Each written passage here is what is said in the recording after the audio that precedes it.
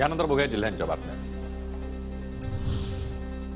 राज्यात मुंबई वगळता पिण्याच्या पाण्याची तीव्र टंचाई। राज्यातील 2994 धरणांमधील पाण्याची पातळी 65%वर। राज्यातील अनेक गावांमध्ये पाण्याअभावी टँकरने पाणी पुरवठा। नाशिकमध्ये गारपीट आणि अवकाळीमुळे 65,000 शेतकऱ्यांना फटका। 11,597 हेक्टरवरील द्राक्षांचं मोठं नुकसान।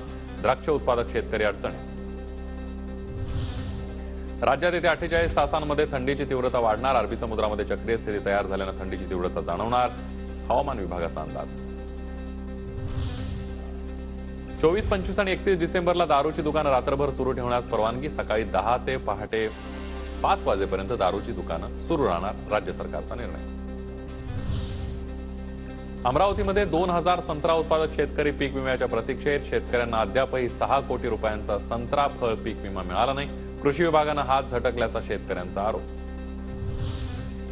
सांगलीमध्ये अवकाळी पावसामुळे 16,000 हेक्टरवरील पिकांचं नुकसान झाल्याचा अहवाल। नुकसान भरपाईसाठी 36 कोटींचा प्रस्ताव शासनाकडे, जिल्हाधिकाऱ्यांची माहिती। रत्नागिरी जिल्ह्यातील शासकीय कार्यालयाची 2 कोटींची वीज बिलं थकीत।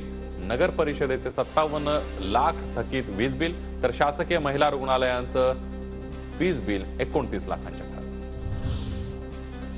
आमदार बळवंत वानखेडे यांच्या गाडीचा आणि शेतमजूर नेणाऱ्या ट्रॅक्टरचा अपघात। अपघातामध्ये एका शेतमजुराचा मृत्यू, 2 जण गंभीर जखमी। अपघातावेळेला बळवंत वानखेडे दुसऱ्या गाडीतून प्रवास करत असल्याची माहिती। बीडमधील शाळा उद्या बंद ठेवण्याचे आदेश। शिक्षणाधिकारी नागनाथ शिंदेंच्या स्वाक्षरीने आदेश। जरांगे पाटलांची सभा असल्यानं शाळा बंद असल्याची माहिती।